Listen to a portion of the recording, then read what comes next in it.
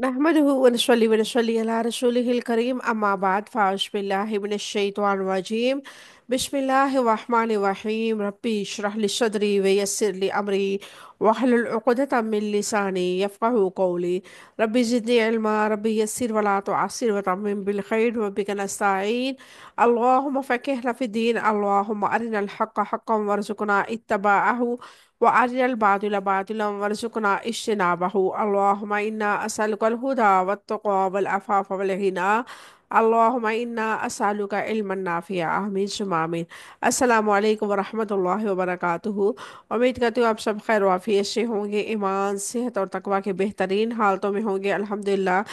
اللہ تبارک و تعالیٰ کے رحمت و بھرے مہینے سے الحمدللہ، اللہ تبارک و تعالیٰ کی توفیق سے، اللہ تعالیٰ کے فضل و کرم سے بہت ساری اللہ تعالیٰ کے انعامات، بہت ساری اللہ تعالیٰ کی بخششیں اور اللہ تعالیٰ کی رحمت و وصول کرنے کے بعد آج ہم انشاءاللہ سورۃ اعراف کو شروع کرنے جا رہے ہیں۔ اللہ تبارک و تعالیٰ سے دعا کرتے ہیں اللہ رب العزت ہمارا پڑھنا پڑھانا اپنی بارگاہ الہی میں قبول و منظور فرمائے، ہمارے دلوں کو ہدایت کی طرف پھیر دے، ہمیں اپنے دین کے لیے چن لے، ہمیں اس قرآن کے لیے چن لے اور ہمیں ہمیشہ قرآن پڑھنے پڑھانے والا کے جو لسٹ ہے اس میں شامل فرمائے آمین ثم آمین۔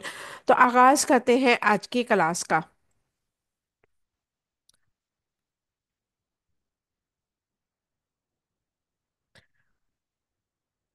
اعوذ باللہ من الشیطان الرجیم بسم اللہ الرحمن الرحیم، شروع اللہ کے نام سے جو بہت وسیع رحمت والا نہایت مہربان ہے۔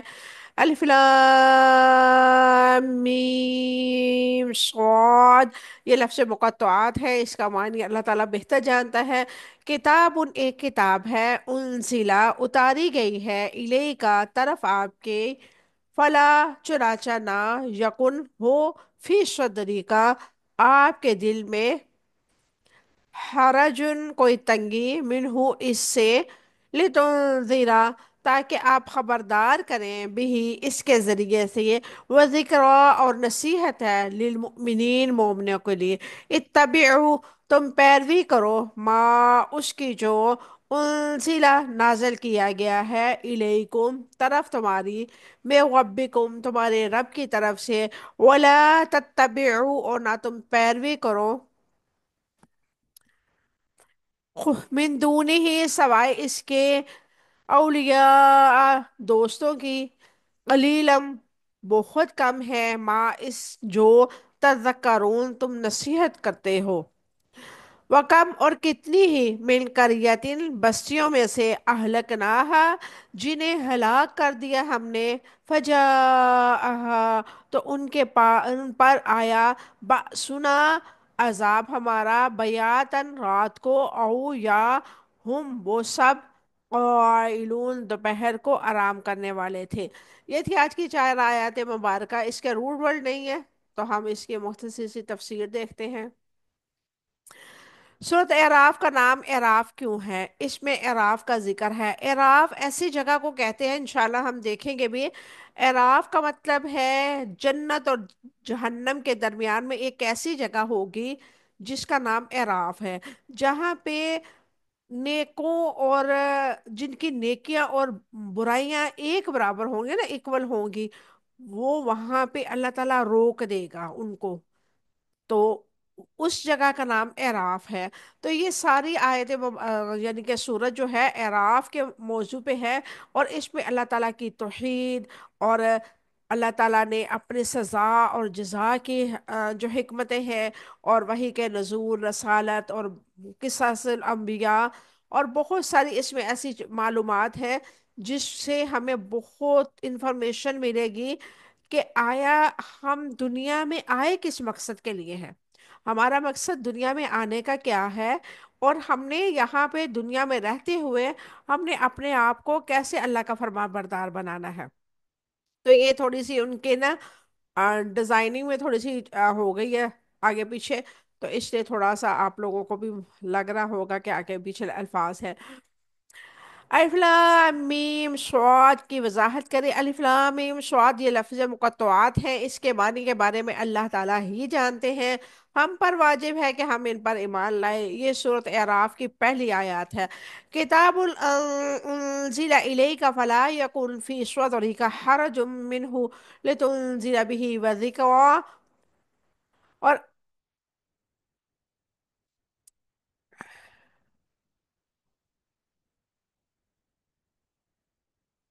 یہ تھوڑی سی مسٹیک آ رہی ہے۔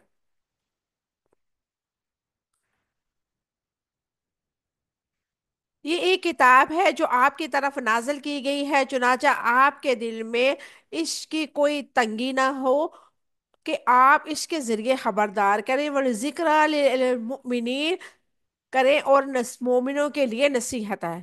اللہ تعالیٰ نے قرآن مجید کی کتاب کو نازل کیا اور اس میں کیا فرمایا؟ کتاب انزل الیک، ایک کتاب ہے، یعنی کہ یہ قرآن پاک ایک ہی اللہ تعالیٰ کی طرف سے نازل کردہ کتاب ہے، جو آپ یعنی کہ نبی کریم صلی اللہ علیہ وسلم کی طرف اور ان کی امت کی طرف نازل کی گئی۔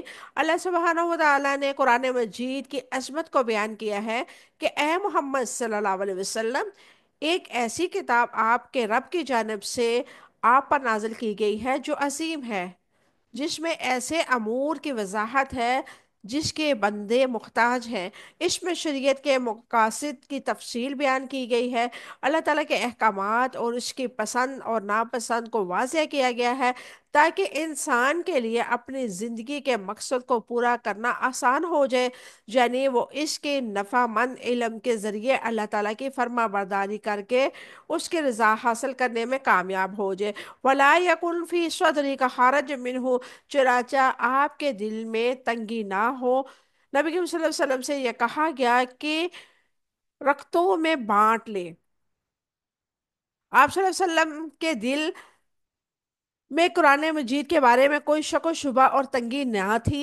آپ صلی اللہ علیہ وسلم بلا دھڑک اس پیغام کو پہنچایا اور اس بارے میں نہ کسی سے ڈرے اور نہ کسی کا لحاظ کیا۔ اللہ تبارک و تعالیٰ کا فرمان ہے، فَإِن كُنتَ فِي شَكٍّ مِّمَّا أَنزَلْنَا إِلَيْكَ فَاسْأَلِ الَّذِينَ يَقْرَؤُونَ الْكِتَابَ مِن قَبْلِكَ لَقَدْ جَاءَكَ الْحَقُّ مِن رَّبِّكَ فَلَا تَكُونَنَّ مِنَ الْمُمْتَرِينَ۔ پھر اگر آپ کے بارے میں،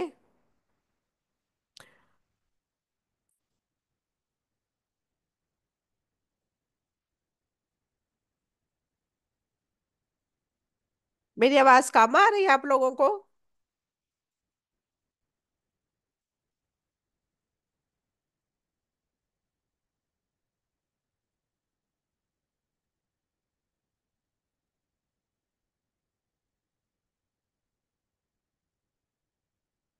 ایک منٹ میں چیک کرتی ہوں۔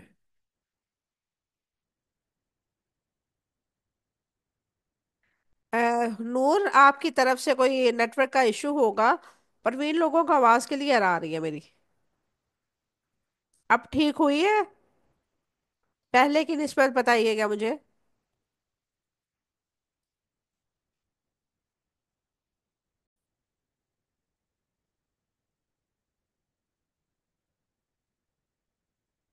فإن كنت في شك مما أنزلنا إليك فاسأل الذين يقرؤون الكتاب من قبلك لقد جاءك الحق من ربك فلا تكونن من الممترين۔ پھر اگر آپ اس کے بارے میں کوئی شک میں ہو جو ہم نے آپ کی طرف نازل کیا ہے، تو آپ ان لوگوں سے پوچھیں جو آپ سے پہلے کتاب پڑھتے ہیں، بلا شبہ یقیناً آپ کے پاس آپ کے رب کی طرف سے حق ہی آیا ہے، سو آپ ہرگز شک کرنے والوں میں سے نہ ہو جانا۔ سورہ یونس آیت نمبر 94۔ الحق من ربک فلا تکونن من الممترین، یہی حق ہے تمہارے رب کی جانب سے، چنانچہ آپ شک کرنے والوں میں سے نہ ہو جانا۔ سورۃ آل عمران آیت نمبر 16۔ اگر لوگ قرآن مجید کو جھٹلاتے ہیں تو آپ صلی اللہ علیہ وسلم کے سینہ میں اس کی کوئی تنگی پیدا نہ ہو۔ فرمایا لعلک باخع نفسک الا یکونوا مؤمنین، شاید آپ خود کو ہلاک کرنے والے ہیں کہ وہ مومن کیوں نہیں ہوتے۔ سورہ شعراء آیت نمبر 3۔ وما ارسل اکثر الناس ولو حرصت بمؤمنین، اور آپ خواہ کتنے ہی حرص رکھیں، اکثر لوگ ہرگز مومن نہیں ہوں گے۔ سورہ یونس یوسف آیت نمبر 103۔ آپ یقین رکھیں کہ حکمت بری کتاب رب العالمین کی جانب سے نازل کی گئی ہے، اور یہ بالکل سچا کلام ہے۔ لا یاتی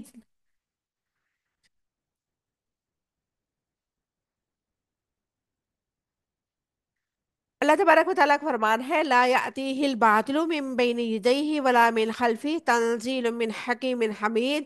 باطل اس کے پاس نہ آئے اور آگے سے آ سکتے ہیں اور نہ ہی پیچھے سے، کمال حکمت والے، تمام خوبیوں والی کی جناب سے نازل کرتا ہے۔ حامیم سجدہ آیت نمبر 42۔ کتاب کے ذریعے انزال اور نصیحت کرتے ہوئے دعوت دینے والوں کے دل میں تنگی کیوں آتی ہے؟ حق کی دعوت دینے والے کو جو ہر تکلیف دیتی ہے وہ لوگوں کی سرکشی ہے۔ سب سے زیادہ جو تکلیف دہ عمل ہوتا ہے نا، جیسے اب میں آپ لوگوں کو پڑھا رہی ہوں اپنا ٹائم نکال کے، آپ لوگوں کے لیے میں آن لائن ہوئی ہوں، اگر اسٹوڈنٹ نہ ہو تو مجھے کتنی تکلیف ہوگی کہ میں نے اپنا وقت نکالا ہے، میں نے اپنی دنیاوی مصروفیات کو ترک کر کے میں ان کے لیے آئی ہوں، تو یہ آگے سے جنہوں کو حاصل کرنا ہے، جن کو اپنے آپ کو پالش کرنا ہے، تو وہ موجود ہی نہیں ہے۔ ایسے ہی نبی کریم صلی اللہ علیہ وسلم کو بھی بہت زیادہ تکلیف ہوتی تھی، بہت زیادہ اذیت ملتی تھی، جب آپ کی فیملی والے، آپ کے عزیز و اقارب، آپ کے قبیلے کے لوگ آپ کی بات کو نظر انداز کرتے تھے، آپ کی دعوت کا مذاق اڑاتے تھے، آپ کی دعوت پہ طنز کرتے تھے۔ تو اللہ تبارک و تعالیٰ نے آیت مبارکہ نازل فرما کے آپ صلی اللہ علیہ وسلم کو تسلی دی کہ آپ پریشان نہ ہو۔ ہر چیز دعوت دینے والے کو سچائی دکھائی دیتی ہے، لوگ اسے باطل سمجھ کے ٹھکرا دیتے ہیں۔ جو چیز دعوت دینے والے کو بہت اہم نظر آتی ہے، لوگ اس کی لاپرواہی برتتے ہیں۔ یہ رویہ دعوت دینے والے کے دل کے اندر تنگی پیدا کرتا ہے، یعنی کہ وہ دل برداشتہ ہو جاتا ہے نا، دعوت دیتے ہوئے انسان اپنے خلوص نیت کے ساتھ کام کر رہا ہے، پھر اس کی دعوت کو قبول نہ کیا جائے، اوپر سے اسے طنز کیا جائے، تو یہ بہت کٹن مرحلہ ہے۔ اللہ تبارک و تعالیٰ فرماتے ہیں وَلَقَدْ نَعْلَمُ أَنَّكَ يُضِيقُ صَدْرُكَ بِمَا يَقُولُونَ، اور بلا شبہ یقیناً ہم جانتے ہیں کہ آپ کا سینہ بے شک اس سے تنگ ہوتا ہے جو وہ کہتے ہیں۔ سورۃ حجر آیت نمبر 97۔ نزول قرآن کا مقصد اللہ تبارک و تعالیٰ نے لِتُنذِرَ بِهِ وَذِكْرَى لِلْمُؤْمِنِينَ کی روشنی میں کیا ہے، لِتُنذِرَ بِهِ وَذِكْرَى لِلْمُؤْمِنِينَ، تاکہ آپ اس کے ذریعے سے خبردار کریں اور مومنوں کے لیے نصیحت ہے۔ نزول قرآن کے دو مقاصد بیان کیے گئے، پہلا مقصد انذار اور دوسرا مقصد نصیحت ہے۔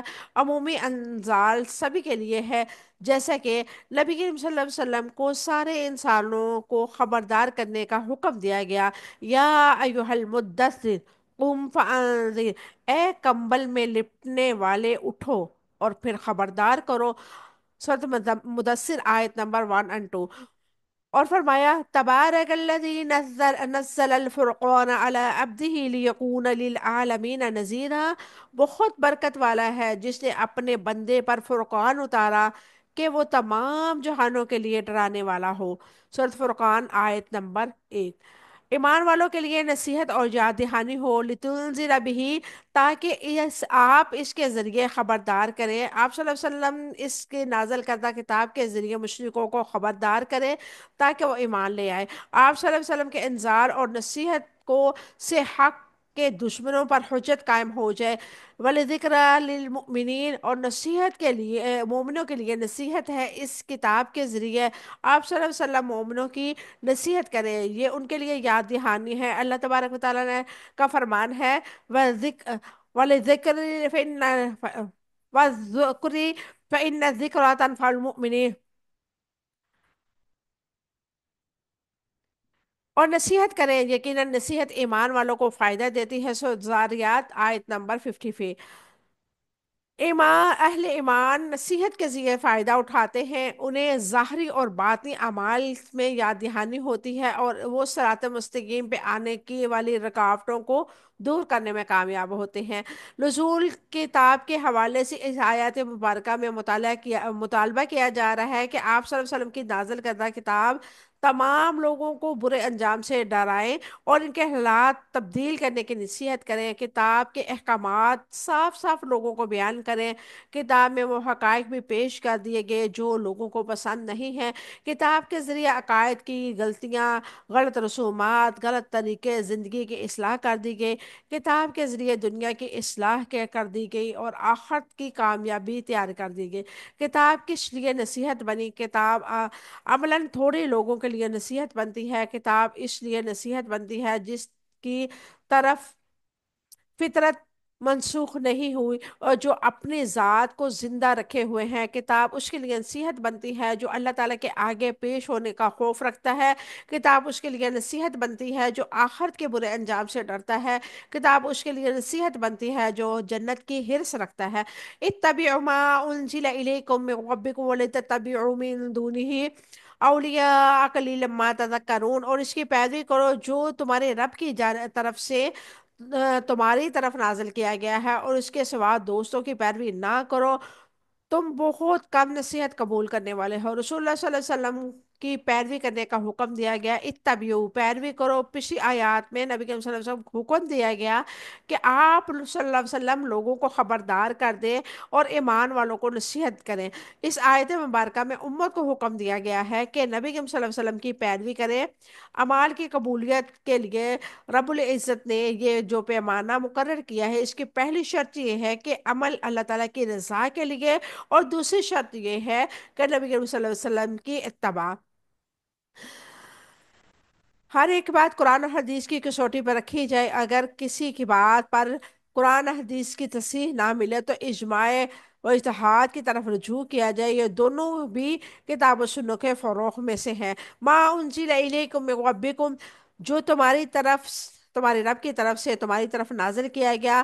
ما انزل میں کتاب میں قرآن مجید کے ساتھ سنت بھی شامل ہے۔ اللہ رب العزت نے فرمایا وَمَا يَنطِقُ عَنِ الْهَوَىٰ إِنْ هُوَ إِلَّا وَحْيٌ يُوحَىٰ، اور وہ اپنی خواہش سے بات نہیں کرتا، وہ صرف ایک وحی ہے جو نازل کی گئی ہے۔ سورۃ نجم آیت نمبر 3 اور 4۔ جو کچھ رب کی طرف سے ہدایت اور نور نازل کیا گیا ہے اس کی پیروی کرو، من ربکم تمہارے رب کی طرف سے، جو تمہاری تکمیل تربیت کی تکمیل چاہتا ہے، اس مقصد کے لیے کہ اس نے کتاب نازل کی۔ اگر تم اس کی پیروی کرو گے تو تمہاری تربیت مکمل ہو جائے گی، تم پر اللہ تعالیٰ کی نعمتیں پوری ہو جائیں گی، اور تمہیں بہترین اور بلند ترین اعمال کی طرف رہنمائی کی جائے گی۔ وَلَا تَتَّبِعُوا مِن دُونِهِ أَوْلِيَاءَ، اس کے سوا دوستوں کی پیروی نہ کرو، یعنی کہ غیر اللہ کی پیروی نہ کرو۔